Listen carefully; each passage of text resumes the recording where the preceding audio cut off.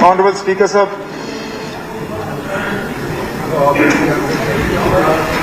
Government के तरफ से जो बजट पेश हुआ, उस बजट के बाद हाउस में जो डिस्कशन रही, उस डिस्कशन के हवाले से मैं आज जवाब देने के लिए खड़ा हूं। लंबी तकरीर नहीं करूंगा क्योंकि जितना बोलना था उस दिन कोई पौने 2 घंटे में सारी बातें जो है हाउस के सामने रखी गई।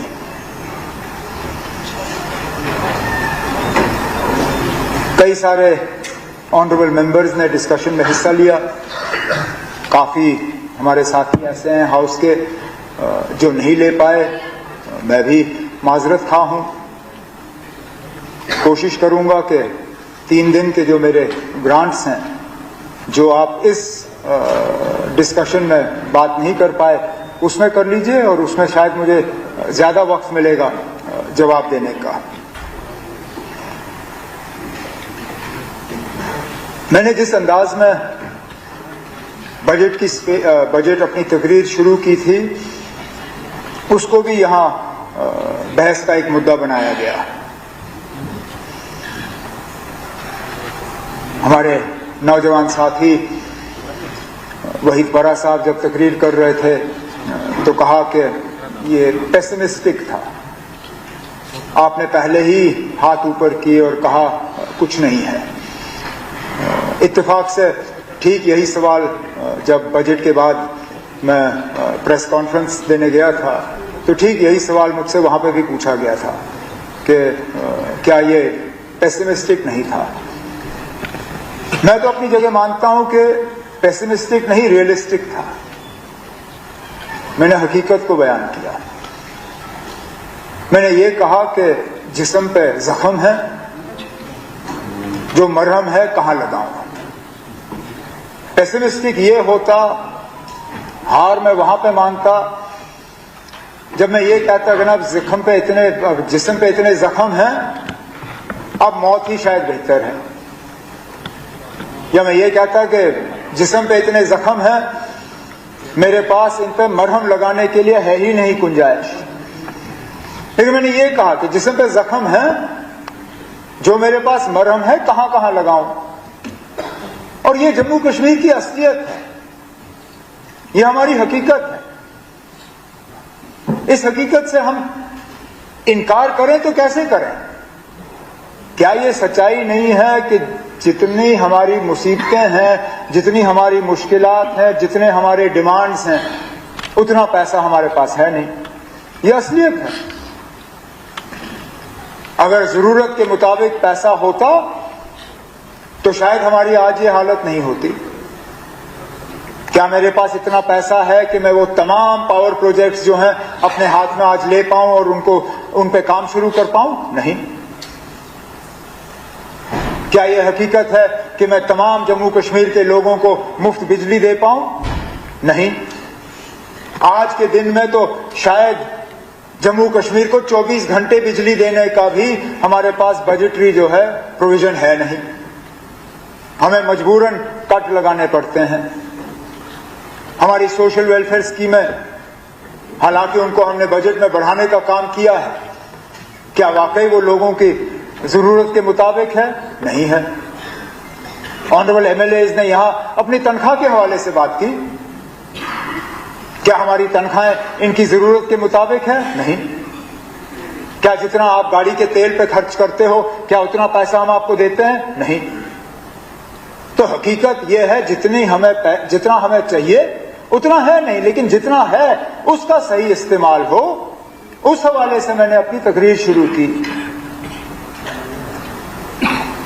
तो मैं फिर ये बात दोहराता हूं स्पीकर साहब, मेरी बात पेसिमिस्टिक नहीं थी, रियलिस्टिक थी। हकीकत को मद्देनजर रखते हुए, सामने रखते हुए मैंने अपनी बात की। अंग्रेजी में एक कहावत है, cut your coat according to the cloth. अपना कोट वैसा ही सियो जितना आपके पास कपड़ा है। और हमने बजट में भी यही कोशिश की। हमने हवा में बात नहीं की, बढ़ चढ़ा के पेश नहीं किया। हमने वो बातें नहीं की जिनके लिए हमारे पास पैसा नहीं है। सोच समझ के हमने ये बजट पेश किया ताकि जो हमने सोशल वेलफेयर मेजर्स इस बजट के तहत प्रपोज किए हैं उनका इन्फ्लेशनरी इफेक्ट लोगों पे ना पड़े। सजाद साहब ने, हालांकि मैं हाउस में मौजूद नहीं था, लेकिन जवाब तैयार करते हुए मैं इनकी तकरीर सुन रहा था, ने पूछा कि will this budget have an inflationary effect, a massive inflationary effect? बिल्कुल नहीं, मामूली थोड़ा सा अगर होगा भी, लेकिन हमें वो भी नहीं लगता है होगा। और हमने बढ़ चढ़ा के जो है ज्यादा लोगों के ऊपर दबाव डाला नहीं है, बोझ नहीं डाला, जिम्मेदारी से काम किया और आगे भी इसी जिम्मेदारी से जो है हम लोगों की मुश्किलात हल करेंगे।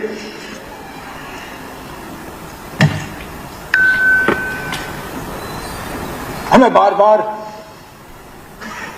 याद दिलाया जाता है कि हमने क्या क्या वादे किए।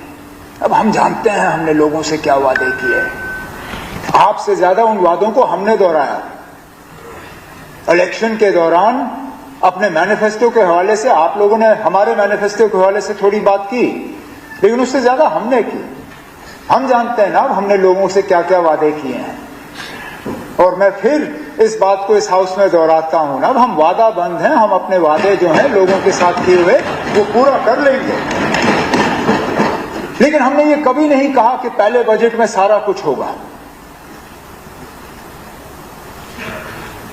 कि हम बस एक ही तकरीर में आके सारे मसले जो हैं हल करेंगे या सारे अपने वादे जो हैं पूरे करेंगे। हमने ये कहा कि हम शुरुआत करके एक बुनियाद डालेंगे, एक वो मजबूत बुनियाद जिस पे हम एक इदारा, एक ढांचा जो है कायम कर सकें। यही इस बजट का मकसद था। इस बजट के हवाले से हम लोगों को ये पैगाम, ये मैसेज पहुंचाना चाहते थे कि हम अपने वादे भूले नहीं, हम अपने वादों पर कायम हैं और जैसे जैसे ये हुकूमत का जो है टर्म आगे बढ़ता जाएगा हम अपने वादे जो हैं पूरे करेंगे। और इसके लिए हमने जो है एक शुरुआत की। अब क्या खता है अगर हमने सबसे गरीब लोगों को सबसे पहले मदद की? क्या ये गलत है? क्या मुझे सबसे ज्यादा अमीर लोगों को पहले मदद करनी चाहिए थी? हमने शुरुआत वहां की जहां इस शुरुआत की सबसे ज्यादा जरूरत थी। और इंशाल्लाह जिस तरह मकान बनता है, पहले आप बुनियाद डालते हो, फिर पहला मंजिल डालते हो, फिर स्लैब चढ़ाते हो, फिर दूसरा मंजिल चढ़ता है, फिर छत लगाते हो, इसी तरह इस बजट में हमने घर की बुनियाद डाली। इंशाल्लाह अगले बजट में घर का पहला मंजिल बनेगा और उसके बाद आखिर के बजट तक हम घर का छत चढ़ा के उस घर को लोगों के हवाले करेंगे। फिर लोगों तक है, वो उस मकान को पसंद करें या ना करें, हम अपने तरफ से जो है अपना काम कर लेंगे।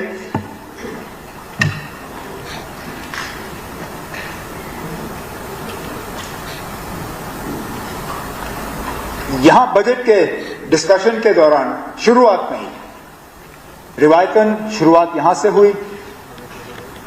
फिर पहली तकरीर मेन ऑपोजिशन पार्टी के हवाले से, ओपनिंग बैट्समैन के तौर पे बिल्कुल सुनील गावस्कर के अंदाज में जनाब मनकोटिया साहब पैड ग्लव्स हेलमेट पहन के उतरे मैदान में। लेकिन मैं थोड़ी देर के लिए कंफ्यूज हुआ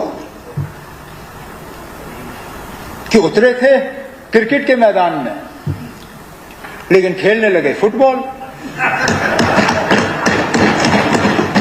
डिस्कशन था बजट पे लेकिन तकरीर थी गवर्नर एड्रेस वाली। शायद अगर 20-25 मिनट तकरीर की तो 20 मिनट उसमें सियासी बातें, 5 मिनट बजट के हवाले से।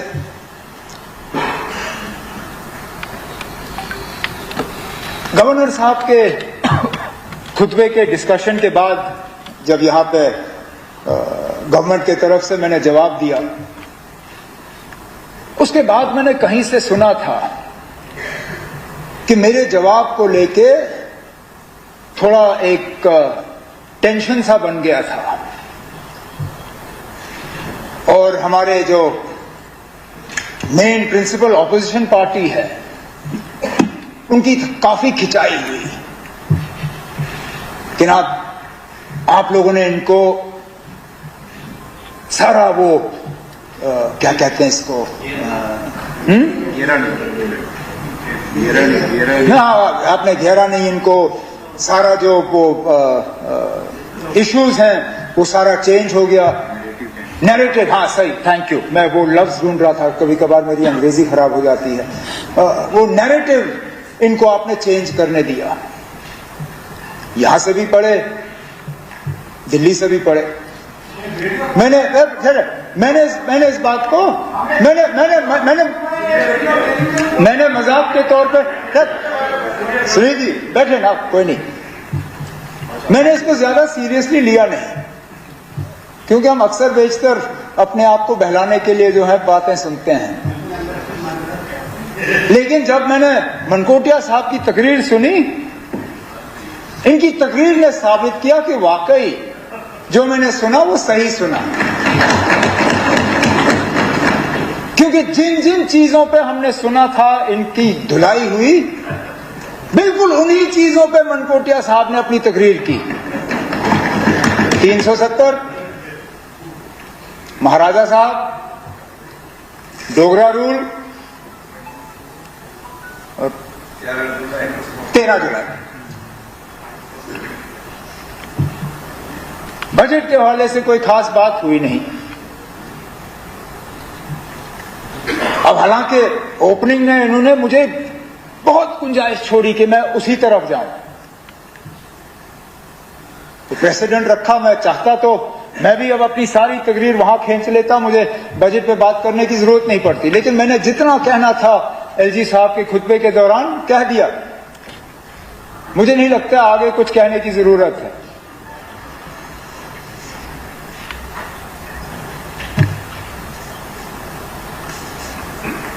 मैं शुरुआत अपनी बजट के रिप्लाई के हवाले से जिस इशू पे आज हाउस में थोड़ी देर के लिए बहस चली, मैंने बीच में इंटरवीन किया। हमारे जो एडहॉक डेली वेजर्स, जिनको मैंने इससे पहले जब थोड़ी देर के लिए खड़े होकर कहा, मैंने कहा ना इनका एक सोशल इशू है, ह्यूमैनिटेरियन इशू है। गवर्नमेंट के लिए तो ये पैसों का मामला है, लेकिन उनके लिए मामला अलग है। जो उनके साथ हुआ कल, मैं उस पर दोबारा नहीं जाऊंगा, लेकिन फिर मैं माफी चाहता हूं। मैं बार बार मनकोटिया साहब का ही जिक्र करता हूं, लेकिन उठे ही यही थे, नहीं तो किसी और का नाम लेता मैं। इन्होंने उठ के कहा कि ये नौबत आई क्यों। अच्छा किया आपने पूछा ना, ये नौबत आई क्यों। मैं भी जानना चाहता हूं ना नौबत क्यों आई, क्योंकि हमें आए हुए तो 4-4.5 महीने हो गए और बाहर रहे भी 10 साल हो गए ना। मैं मानता हूं हमने कुछ नहीं किया, मैं उसी बात पे आ रहा हूं। मैं मानता हूं ना हमने कुछ नहीं किया, इसीलिए तो हम हारे 2014 में। अगर किया होता, बदकिस्मती से हमारी बदकिस्मती, हमने तैयार किया था सारा निजाम इनको रेगुलराइज करने का। उस सैलाब में हम बह गए, उनका वो रेगुलराइजेशन भी बह गया। लेकिन चलिए, हमसे नहीं हुआ, मैं मानता हूं नहीं हुआ हमसे। सलाखिया साहब, श्यामलाल शर्मा साहब गवाह हैं, जानते हैं हमने कितनी तैयारी की थी। नंबर भी हमने फाइनलाइज किया था, प्रोसेस भी फाइनलाइज किया था सारा। लेकिन चलिए, ऊपर वाले ने रखा नहीं था कि हमारे हाथों हो, नहीं हुआ, हम हार गए। आप लोग आए, फिर क्या किया। मैंने गहराई से इसमें जाने की कोशिश की कि आखिर किया क्या आप लोगों ने। फिर जब आपको मौका मिला, मैंने पुरानी बजट की स्पीचें निकलवाई, जिसमें आप सब हुकूमत में शामिल थे, लगभग सारे जो उस साइड बैठे हैं सारे, मतलब हर बजट स्पीच में आपने इन्हीं डेली वेजरों के साथ जो है वादे किए।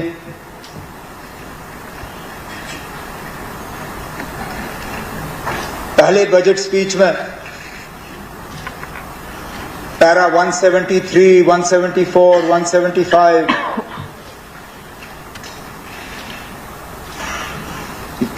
पहले तो आपने ये बताया कि आप कर क्यों नहीं सकते हो। If the entire lot of such workers is regularized, the financial implications shall work out to 1925 crores per annum approximately. तो पहले ही आपने कहा कि क्यों नहीं हो सकता है। फिर कमेटी बनी, ठीक ना, चले ना, फिर कमेटी बनी, ठीक है, अच्छा किया, बनाया आपने कमेटी ने, सोचा ठीक है ना, कमेटी बनी तो अगले बजट में उसका कहीं ना कहीं एक फॉरवर्ड मूवमेंट हुआ होगा। तो मैंने उसके बाद ये 15-16 की बजट थी, 16-17 का मैंने निकाला। 16-17 के हवाले से आपने सिर्फ इतना ही कहा कि हाई लेवल पावर कमेटी जो है वो तश्कील की गई है और हम इनके लिए कुछ करना चाहते हैं, फिर कुछ नहीं। फिर 17-18 की तकरीर आई,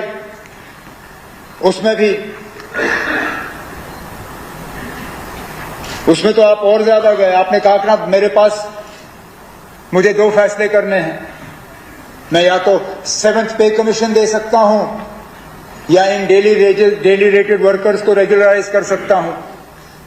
अब क्योंकि मेरे ऊपर मुलाजमों का दबाव ज्यादा है, मैं रेगुलराइजेशन नहीं कर सकता हूं, मैं 7th पे कमीशन दे देता हूं। और फिर कहा over the course of the next financial year I intend to start the process of regularization of casual workers. I intend to start. तीसरा बजट, हाँ 3।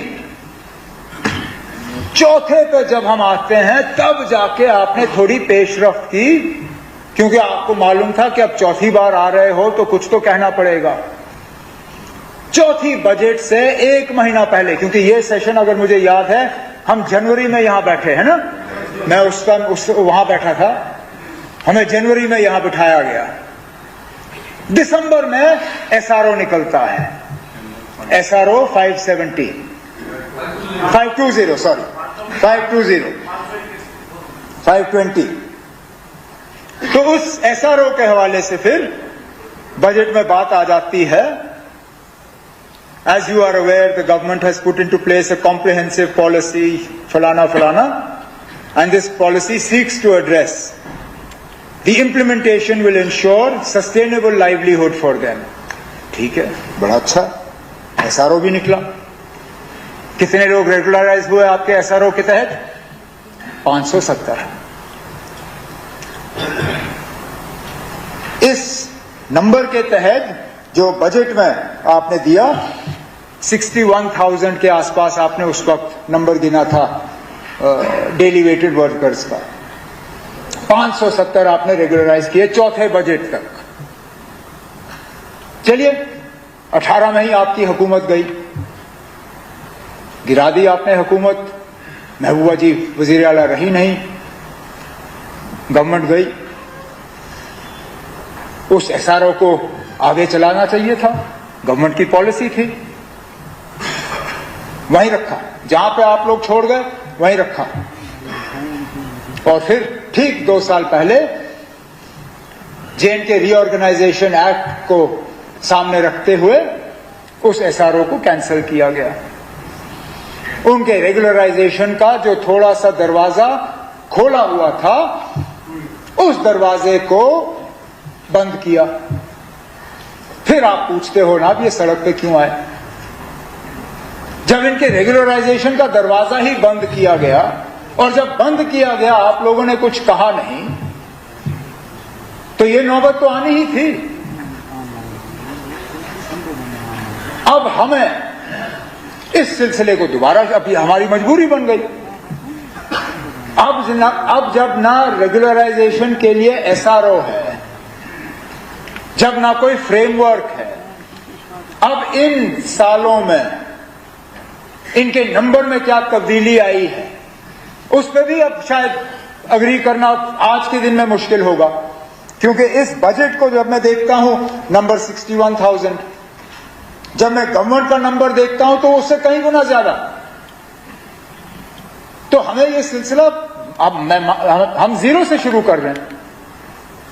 तो आज कम से कम उन डेली रेटेड वर्कर्स और हमारे जो हैं कैजुअल एडहॉक, उन्हें इस बात का एहसास देने के लिए कि हम उनको भूले नहीं हैं, हम अपनी कार्रवाई कर रहे हैं। मैं आज एक कमिटी इस हाउस के जरिए से अनाउंस करना चाहता हूं।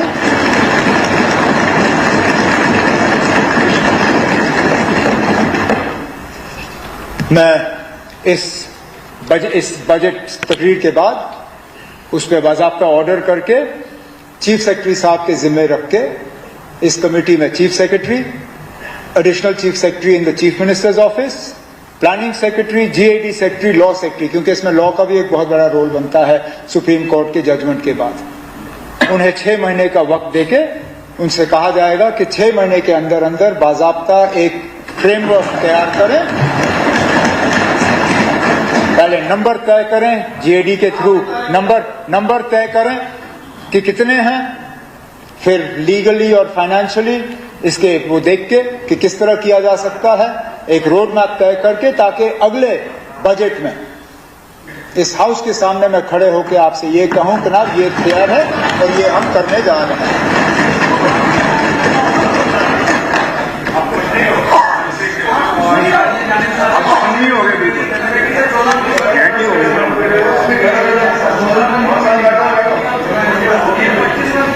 मुझे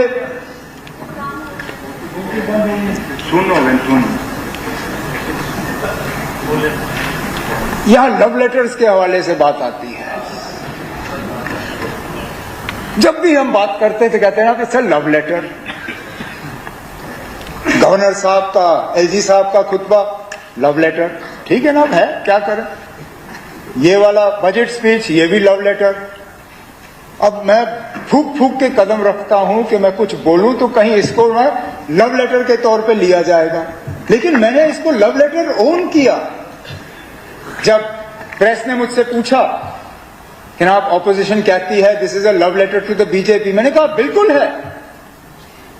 It's a love letter to the BJP, it's a love letter to PC, it's a love letter to PDP, it's a love letter to NC, it's a love letter to CPM, it's a love letter to Congress, it's a love letter to Khurshid Saab's party, it's a love letter to independents, it's a love letter to the people of Jammu and Kashmir. Love letter, आप love letter क्यों लिखते हो? प्रेम का इजहार करने के लिए, मोहब्बत का इजहार करने के लिए। क्या मैं जम्मू कश्मीर के लोगों के साथ मोहब्बत करता हूं? बेशुमार लोग मोहब्बत करता हूं, बेइंतहा मोहब्बत करता हूं, और कोशिश की है कि इस मोहब्बत के तहत मैं कुछ उन्हें दे पाऊं। तो मैं शर्मिंदा नहीं हूं कि हमने लव लेटर लिखा, और इंशाल्लाह अल्लाह ने जिंदगी रखी तो अगले 5 साल तक हम लोगों को ये लव लेटर लिखते जाएंगे।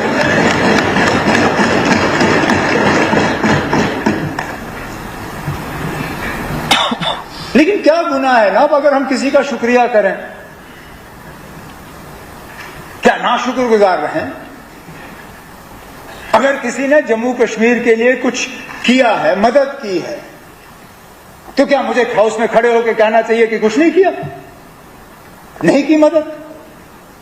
अगर ऑनरेबल प्राइम मिनिस्टर साहब ने, होम मिनिस्टर साहब ने, फाइनेंस मिनिस्टर साहब ने जम्मू कश्मीर की मदद की है, तो क्या शर्माऊं मैं? क्या मुझे शर्मिंदा होना चाहिए? मैंने उस दिन मदद, शुक्रिया किया, आज फिर करूंगा। मैं क्यों शर्माऊं? मैं फिर दोहराता हूं, अब मैं शुक्रगुजार हूं कि उन्होंने जम्मू कश्मीर की मदद की। इस पे इन्होंने बजा लिया। अच्छा, फिर बात आई कि ये सारा it's all paid for by government of India. अब यही तो हमारी मुसीबत है। ये तो मैं खुद कहता हूं ना, we don't stand on our own feet. हम खुद कफील नहीं है, हम खुद मुख्तार नहीं है, we are not financially independent. उसी चीज को मैं दुरुस्त करने की कोशिश कर रहा हूं। और ठीक यही बात आपके पुरानी बजट की तकरीरों में है। वही जो मैं बात करना चाहता था, वही बात तो आपके पहले बजट में है। That finance ministers go to Delhi with a begging bowl. उस बजट की तकरीर में काश जो 4 साल बजट आपने पेश किए उसमें अगर कुछ हुआ होता। नहीं ना है। Here, in common parlance, I am asserting that I shall not go with a begging bowl to New Delhi. That we will stand on our own feet. नहीं हो पाया ना, नहीं हो पाया। और जो बात उन्होंने उस तकरीर में की वो आज भी जाहिर सही है। लगभग 35,000 जितना भी हमारा कैपेक्स है उसको खर्च करने के लिए 70,000 से ज्यादा तो हमारा रेवेन्यू एक्सपेंडिचर है। तो 35,000 करोड़ के काम करने के लिए हमें 70,000 करोड़ से ज्यादा तनख्वाहें देनी है। आप प्राइवेट सेक्टर में किसी भी कंपनी को इस तरह चलाओ तो बैठ ही जाएगी। 35,000 करोड़ का सामान बेचने के लिए अगर आप 70,000 करोड़ से ज्यादा तनख्वाहें दे दो तो वो कौन सी कंपनी चलेगी? साल, 1 साल, 2 साल, उसके बाद बंद। हम जानते हैं ना कि हमें बजटरी सपोर्ट मरकज से लेना पड़ता है। तभी तो हम उन सेक्टर्स को आइडेंटिफाई करने की कोशिश कर रहे हैं जिसमें हम कमाना शुरू करें। तभी मैंने दोबारा इस बजट के हवाले से पावर सेक्टर पे जोर दिया। ने कहा कि चिनाब पे जो हमारी कैपेसिटी है उसको डेवलप करना है। टूरिज्म के लिहाज से मैंने बात की, न्यू टूरिज्म डेस्टिनेशंस के हवाले से बात की, न्यू इंडस्ट्रियल एस्टेट्स के हवाले से बात की, स्टार्टअप पॉलिसी और एंटरप्रेन्योरशिप के लिए मैंने बात की। क्योंकि हम चाहते हैं कि हमारी कमाई और हो, ना जाना पड़े हमें दिल्ली। शायद हमारे इस 5 साल की हुकूमत में ये सिलसिला पूरी तरह से बदलेगा नहीं, लेकिन एक शुरुआत तो हो। कम से कम हम पहुंचे वहां पे तो ये सही है कि जम्मू कश्मीर का बजट जो है उसका ज्यादातर बोझ मरकज की बजट पे पड़ता है। लेकिन ये आज की बात नहीं है, ये सिर्फ पिछले 4 महीने की बात नहीं है। मुझे नहीं पता प्री मिलिटेंसी क्या हालत थी, वो तो राथर साहब बेहतर जानते होंगे, लेकिन कम से कम मिलिटेंसी के शुरू होने के बाद तो यही हालत रही। हमने इस बजट के जरिए लोगों को थोड़ी सी राहत देने की कोशिश की। मैं फिर ये बात अपने साथियों के लिए दोहराता हूं,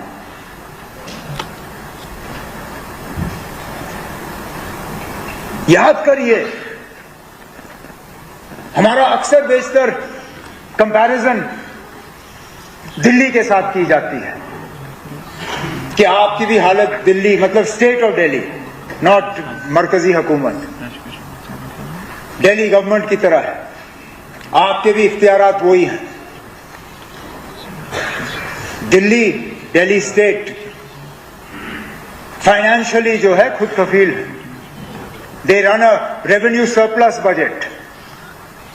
याद करिए ना, जब अरविंद केजरीवाल साहब ने साल 1 पहले बजट लाने की कोशिश की, उस बजट के खिलाफ उसी गवर्नमेंट के अफसरों ने अखबारों में इश्तिहार छापे, याद है आपको?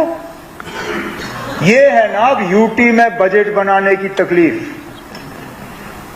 इसके बावजूद आप बताइए ना, कौन सा सेक्टर टच नहीं हुआ? Social sector, social pension, marriage assistance, food, electricity, सारे सोशल सेक्टर हमने कवर किए। यूथ के लिए, स्पोर्ट्स के लिए बिलखसूस अलग प्रोविजन, एम्प्लॉयमेंट जनरेशन के लिए जैसे मैंने कहा इंडस्ट्रियलाइजेशन वगैरह, उस हवाले से डेवलपमेंट के लिहाज से कौन सा सेक्टर ऐसा रहा जो छूटा? आर&बी, पीडब्ल्यूडी, जल शक्ति, हेल्थ, एजुकेशन, पावर, सारे।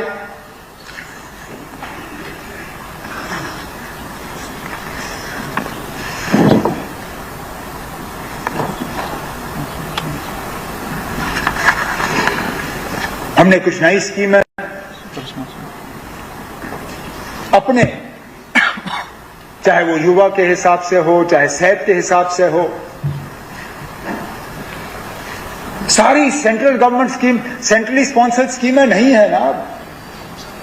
वो कौन सा सेंट्रली स्पॉन्सर्ड स्कीम है जिसके तहत हमने अपनी बहनों को, अपनी माओं को मुफ्त का बस का जो है ट्रांसपोर्ट का दिया?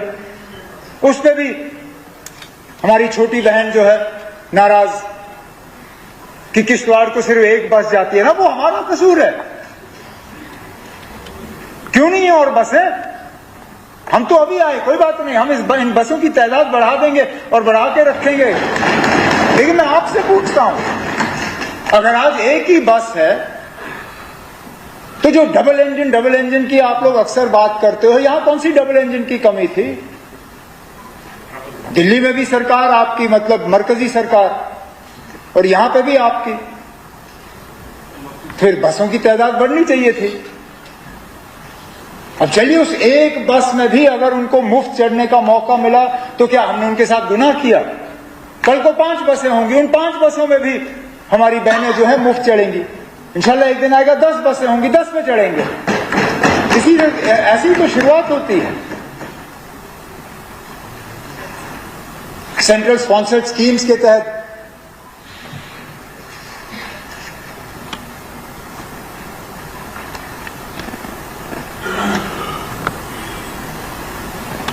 एक गलतफहमी बीच बीच में हो जाती है कि सेंट्रल स्पॉन्सर्ड स्कीम्स जो है वो सिर्फ वहां से आता है और यहां इस्तेमाल होता है। कई सारी ऐसी सेंट्रली स्पॉन्सर्ड स्कीम्स है जनाब, जिसमें हम उनको ऑगमेंट करते हैं। वहां से कम आता है, यहां से उनको बढ़ाने का काम होता है। तो जब उनका यहां असेंबली में जिक्र होता है, कोई गलत बात नहीं है। अब मिसाल के तौर पे पीएम जो गोल्ड कार्ड है, उस पीएम गोल्ड कार्ड के तहत सिर्फ बीपीएल तक कवरेज है। उसके जो बाकी 18 लाख फैमिलियां हैं, उसका खर्चा हम उठाते हैं ना। तो ये जो आप बार बार अपनी तकरीरों में कहते हो कि पीएम गोल्ड कार्ड का पूरे जम्मू कश्मीर को वहां से कवरेज है, नहीं है। अगर सिर्फ उस सेंट्रली स्पॉन्सर्ड स्कीम को हम यहां इंप्लीमेंट करेंगे, सिर्फ बीपीएल कवर होता है। पूरे जम्मू कश्मीर को कवरेज के दायरे में जम्मू कश्मीर के बजट का पैसा आता है।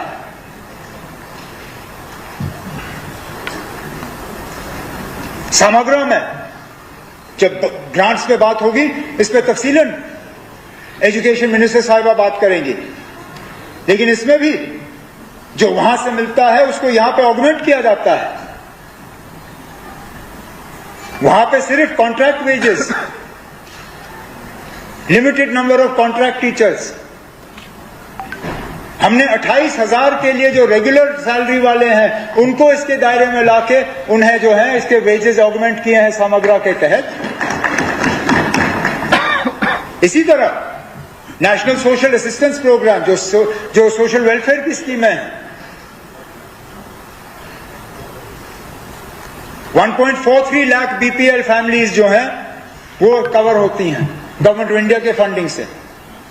जो बाकी 8 लाख पेंशनर हैं वो यूटी जेएनके की एक्सचेकर से कवर हो जाते हैं। तो जब हम यहां पे सेंट्रली स्पॉन्सर्ड स्कीम्स के हवाले से बात करते हैं, वो सिर्फ ये नहीं है कि वहां से पैसा आता है और जहां हम सिर्फ बैंक टेलर की तरह हम पैसा बांटते हैं और हमारा और कोई काम नहीं है। वहां से जितना आता है उसको हम यहां बढ़ा के फिर लोगों को पेश करते हैं। तो जब आप ये तासुर देने की कोशिश करते हो कि हमारा कुछ है ही नहीं, इसमें सारा सेंट्रली स्पॉन्सर्ड है, गलत है। थोड़ा सा वहां से आता है लेकिन उसका अक्सर बेशतर हिस्सा जो है यहां हम बढ़ा के लोगों को पेश करते हैं।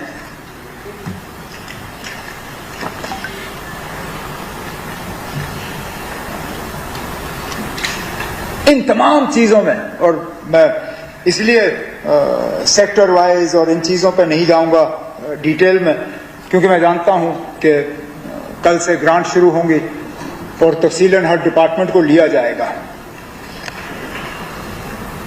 लेकिन अगर मुझसे पूछा जाए कि ना इस बजट की सबसे बड़ी खासियत क्या है, मैं ये कहूंगा कि ये पहली मर्तबा है कई सालों के बाद कि जम्मू कश्मीर का बजट जम्मू कश्मीर के लोगों के तहत जम्मू कश्मीर की असेंबली में पेश हुआ। इसमें खामियां होंगी, इसमें कमजोरियां होंगी। कोई डॉक्यूमेंट, कोई बजट जो है वो परफेक्ट नहीं होता, लेकिन सबसे बड़ी बात यह है कि ये बजट यहां पर डिस्कस हो रहा है, पार्लियामेंट ऑफ इंडिया में नहीं। इसको बनाने में आप सबका रोल है, कहीं कम कहीं ज्यादा, लेकिन शायद ही आप में से कोई है जिसकी सुनवाई नहीं हुई इसको बनाते वक्त। आज इसको डिस्कशन किया जा रहा है तो आप कर रहे हो, वहां पे बैठे हुए एमपी हजरात नहीं। इसको पास आप करोगे, वो नहीं। बड़ी मुद्दत के बाद, बहुत इंतजार करवाने के बाद, बहुत पापड़ बेलने के बाद हम इस नौबत पे आए हैं कि जम्मू कश्मीर के बजट का फैसला जम्मू कश्मीर के चुने हुए नुमाइंदे कर रहे हैं। और ये इस बजट की सबसे बड़ी बात है। इस बजट के तहत हमने कोशिश की कि लोगों को अपनी आवाज वापस मिले। जो हमने कहा था, we want to restore the dignity, the empowerment of the people of Jammu and Kashmir, ये उस हिस्से में एक शुरुआत। सोशल इक्विटी, ये उस तरफ एक कदम है।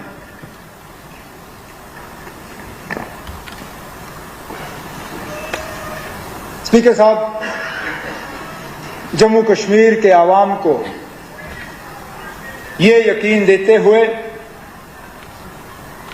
कि हमने चंद छोटे कदमों से अपना सफर शुरू किया है। वो कहते हैं कतरा कतरा समुंदर बनता है।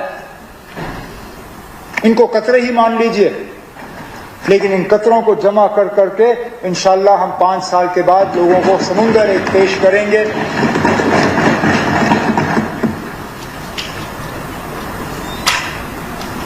मैं तमाम ऑनरेबल मेंबर्स का इस डिस्कशन में हिस्सा लेने के लिए शुक्रिया करता हूं और उम्मीद करता हूं कि ये बजट जो है, जब मौका मिलेगा इसको पास करके हम लोगों के हवाले करेंगे। बहुत बहुत शुक्रिया।